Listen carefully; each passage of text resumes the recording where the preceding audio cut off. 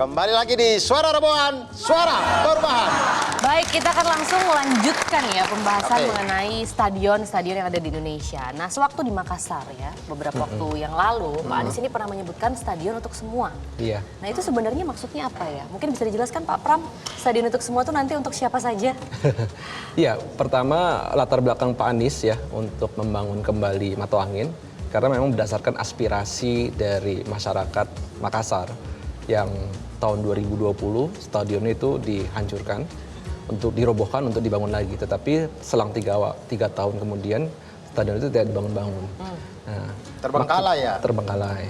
Jadi maksud dari stadion untuk semua itu artinya kita ingin memfasilitasi kegiatan masyarakat di Kota Makassar, tidak hanya untuk olahraga, Sepak bola. tetapi juga untuk kegiatan yang lainnya.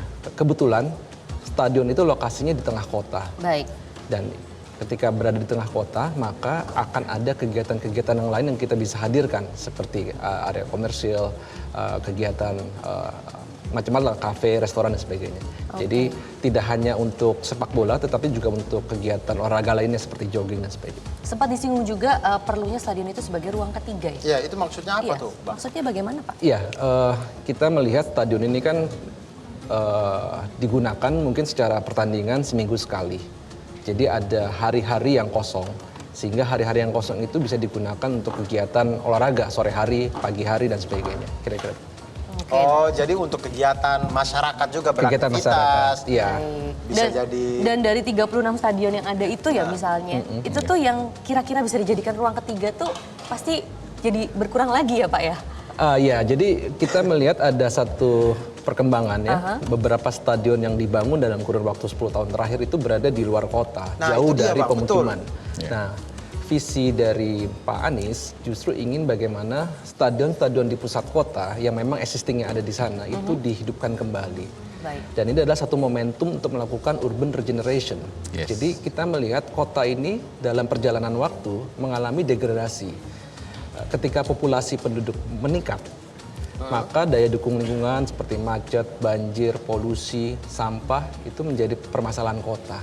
Nah, oleh karena itu, ketika kita membangun stadion, kita tidak hanya membangun stadion saja, tapi juga ikut melakukan penataan kawasan, pedestriannya ditata, membangun transportasi publik yang tadinya tidak ada, integrasi transportasi publiknya juga kita pikirkan.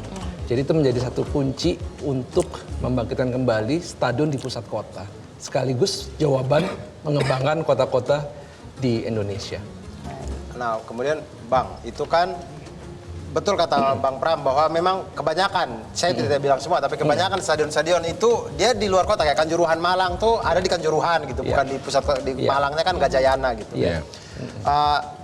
Lalu kemudian misalkan kalau Pak Anies mengatakan stadion untuk semua gitu, kemudian ingin membangun dari stadion yang sudah ada gitu, Iya. yang di pusat kota, itu yang dipikirkan adalah bangun stadionnya dulu atau integrasi transportasinya dulu gitu. Iya, dibangun secara bersamaan. Ketika kita membangun stadion, kita juga ikut memikirkan bagaimana aksesibilitasnya. Jangan sampai nanti stadionnya jadi, aksesibilitas transportasi publiknya tidak ada, kira-kira begitu. Baik. Pak Gede ngomong kan enak ya, kita ngomong ideal gini mah. Oke, akan Emang begini enak bisa kalau ngomong begitu ideal. gitu. Iya. Tapi realisasinya begitu ya. Iya. Kalau kita runtutkan dari rekam jejak Pak Anies, bagaimana Pak? Apakah memang, maksudnya soalnya kan selama ini Pak Anies tuh kita taunya di dunia pendidikan ya, yang lebih ke arah sana. Dan, Kalau ya, di dan dunia orang-orang sepak bola sering ngomong kayaknya kalau saya jarang dengar. Ya, dan orang-orang sering bilang Pak Anies itu tata kata bukan tata kota. Oh iya. Nah, itu gimana tuh? Jadi gini, saya kenal beliau pada saat sebelum beliau jadi gubernur. Pada saat itu ini true story. Jadi ini rekam jejak yang memang saya ikuti dari awal, mulai sebelum beliau jadi gubernur sampai beliau purna jadi gubernur. Pada saat sebelum jadi gubernur, pertanyaan beliau cuma satu. Pada saat nanti saya jadi gubernur, Mas Gede, saya akan bangun sebuah stadion internasional untuk rakyat saya. Rakyat saya adalah audiens dia di Jakarta, terutama Jackmania. Karena Jackmania ada jutaan di Jakarta. Jadi Pak Anies pada saat itu memikirkan bahwa pada saat itu kami kan setelah beliau jadi gubernur kami kan mengeluh. Karena Jackmania itu jutaan dan setiap pertandingan tidak pernah di Jakarta. selalu pertandingannya usiran. Main di Solo, main di Bekasi. Jawa Tengah, di Bekasi terakhir pada zaman saya. Sebelum itu di mana di Jawa Tengah, karena di Bekasi itu pada saat masa saya negosiasi dengan Kapolda boleh. Bayangkan kalau mereka itu berangkat 200.000 orang, 70.000 orang nonton keluar kota, itu ada dua hal yang paling saya takutkan dulu. Satu, keamanan. Keamanan. Ya. Yang kedua, perputaran uang. Bayangkan kalau mereka bisa menikmati pertandingan sepak bola di Jakarta, di Bogor atau di Bekasi, mereka tidak perlu mengeluarkan uang banyak. Dan resikonya tinggi sekali. Karena mereka keluar dari Jakarta udah dihadang dari supporter lain. Iya. Dengan pemikiran itu pada saat itu Pak Anies merealisasikan. Dan pada saat itu Pak Anies bukan hanya langsung bangun, bukan. Mereka minta masukan dari rakyat. Dari siapa rakyat? Rakyat yang berhubungan dengan tanah, berhubungan dengan sepak bola. Sama Pak Anies didengar.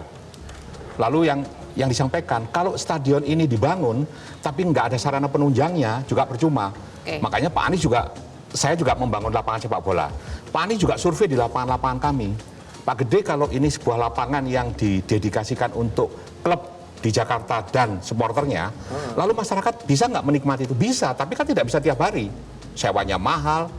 Makanya Pak Anies membuatkan 7 lapangan di Jakarta. Jadi Pak Anies sudah melakukan itu sebelum masa jabatannya habis, hampir 7 lapangan 100% sudah dipergunakan masyarakat, stadionnya sudah hampir 95% bisa dinikmati. Dan yang terakhir, Pak Anies juga sudah mendatangkan klub-klub internasional. Barcelona, Real Madrid, semua klub-klub internasional diundang ke Jakarta untuk mempergunakan JIS yang dibangun di Jakarta dan dimintai pendapat. Sangat luar biasa. Baik. Nah, kalau kita tahu juga kan saat ini PUPR juga rencananya ya akan merenovasi 22 stadion. Kiranya apa yang membedakan renovasi yang akan dilakukan oleh Kementerian PUPR ini dengan program Stadion Untuk Semua dari Anies Baswedan? Jadi gini, PUPR melakukan perbaikan itu kemungkinan itu efek dari Kanjuruhan. Betul, ya. Yang kedua, bahwa memang kita sama-sama tahu, kita orang bola udah berpuluh-puluh tahun menggeluti sepak bola. Hampir 90% lapangan sepak bola di Indonesia itu kurang memenuhi persyaratan keamanan dan kenyamanan. Keamanan dan kenyamanan. Makanya dengan bantuan rekrutmen dari asesmen dari pihak ketiga, pemerintah, kepolisian, ini sangat membantu. Bayangkan sebuah stadion yang tidak aman, tapi yang aman tapi tidak nyaman, itu masih dipergunakan. Seharusnya stadion itu aman dan nyaman.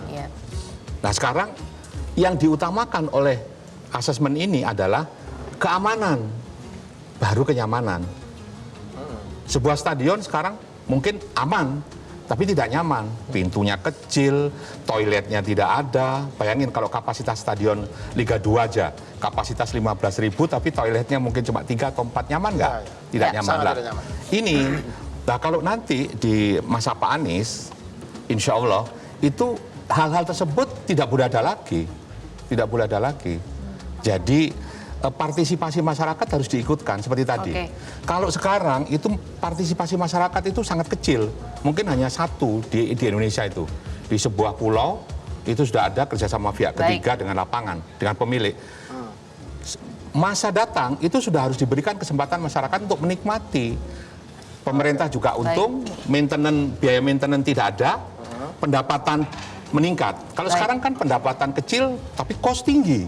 Nah, ke depan harus dimulai untuk diminta partisipasi pihak ketiga untuk melakukan tadi perawatan dan pembangunan. Itu seperti di negara lain ya. Jadinya nggak hanya dari Pemda saja. Seperti kayak di luar negeri itu ada swasta ambil alih. Itu kemudian nama stadionnya jadi nama stadion merek swasta itu. Tapi kemudian Bang Pram melihat itu Pak Gede tadi bilang bahwa butuh bantuan pihak ketiga dan segala macam buat stadion yang aman, nyaman. Dan ada 22 stadion yang saya yakin 1,9 triliun kayaknya nggak cukup deh. Orang bikin JIS aja 4 triliun. 1,9 untuk 22 stadion, apakah itu memungkinkan gitu buat stadion yang aman, nyaman, dan enak gitu? Dari anggarannya aja dulu gitu kira-kira. Ya, dari masalah anggaran ya, kita melihat ini kan faktor kebijakan pemerintah. Jadi kebijakan pemerintah itu melihat penting apa tidak memajukan sepak bola.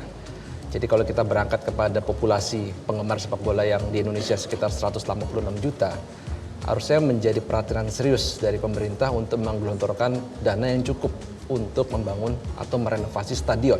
Jadi bukan anggaran yang sangat terbatas yang 1,9 triliun untuk 22 stadion. Itu adalah suatu anggaran yang sangat kurang. Iya kan, kecil sekali. Kami coba merancang di Makassar, itu Stadion Batu Angin, itu sekitar 1,5 sampai 2 triliun.